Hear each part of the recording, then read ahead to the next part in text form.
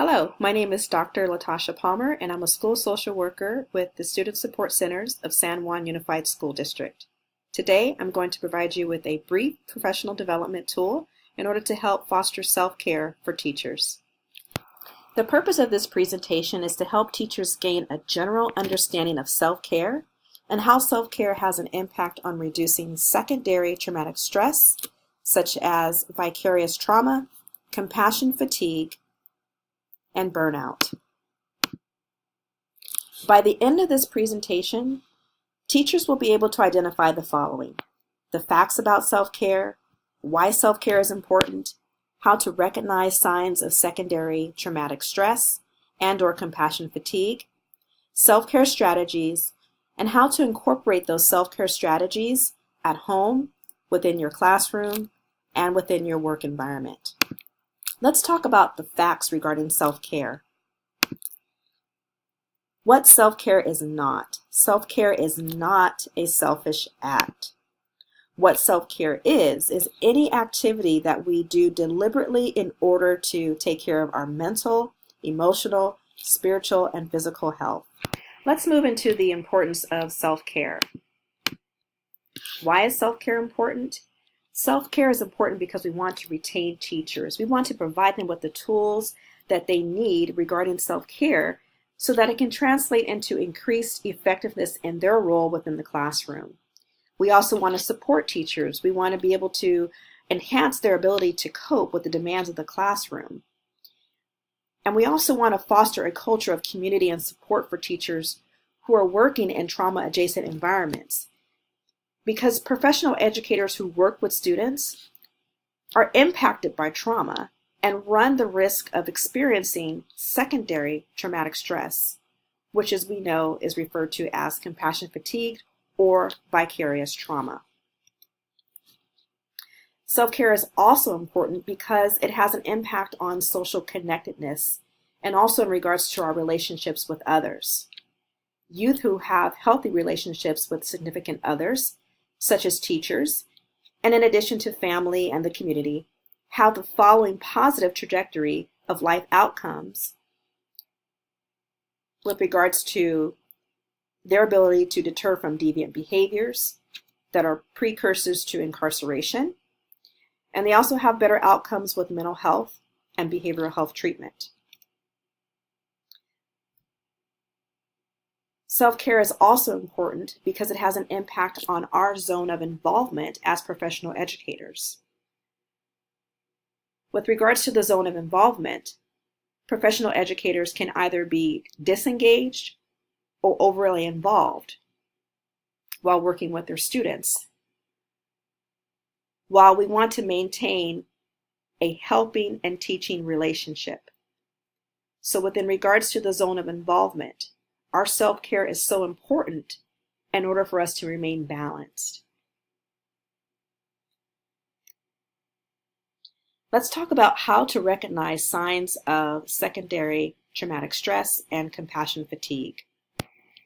The signs of secondary traumatic stress and compassion fatigue can be seen among the physical domains, behavior domains, and the emotional and psychological domains.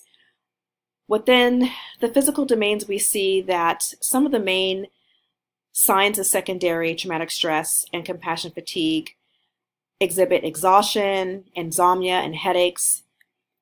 Within the behavioral domain, we see that there's an increase of alcohol and drug use, lots of anger and irritability at home and or at work, avoidance of clients and patients and students. And with the emotional and psychological domain, we see that there are symptoms of emotional exhaustion, negative self-images, and depression, along with a lot of other symptoms. And what's most important to look out for are suicidal thoughts. Let's look at what the signs of STS and compassion fatigue looks like in school settings. We can see that there's a lot of chronic absenteeism. We can see that at times individuals may struggle against other team members, and there could be some aggressive behavior towards staff. So with regards to self-care strategies, Let's take a look.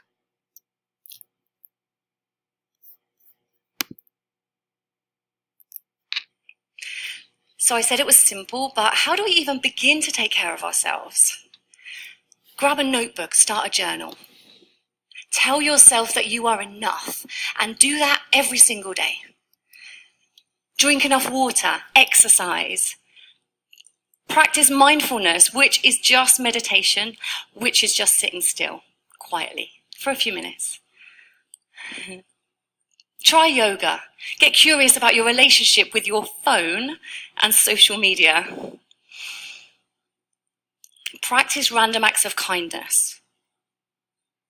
Ask for support and begin to connect with who you truly are. Why? Why bother? Why bother doing all these things? Because you are exquisite. Yes, you are exquisite. And in order to continue on with your profession as teachers, working with our students on a day-to-day basis, your self-care is so critical. It is critical to you, it is critical to your students, and it is critical to everyone else around you. So moving into some self-care strategies, let's look at what it entails in terms of practicing self-care at home. But our number one golden rule is number one is you. In order to support students and those around you, you must first support yourself. So take time to nourish yourself. Get plenty of sleep, exercise, maintain a healthy diet, and practice mindfulness strategies and do things that you enjoy. And remember that you are worthy of being cared for as well.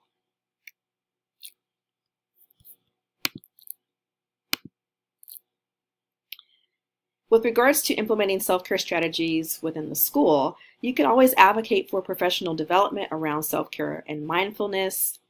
You can bring in a meditation or yoga teacher to lead the staff in some restorative practices. Give yourself and your staff an outlet and a safe space to talk about the traumas that they've taken on, and then provide training on healthy coping skills. You can always invite a counselor or let the school counseling staff or support staff run a professional development on trauma and self-care. And then last, there's mindful strategies, and you can also consider fun team building outings, writing exercises, and even small group counseling sessions to help those of us who spend our lives helping others. In addition to that, you can develop and maintain a self-preservation mindset.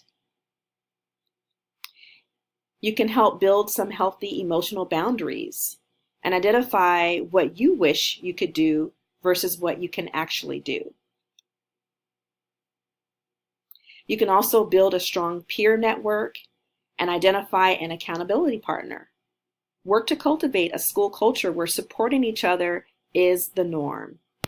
You can also consider building and relying upon small support groups, staff teams, or work home and friends that can help make the work more manageable.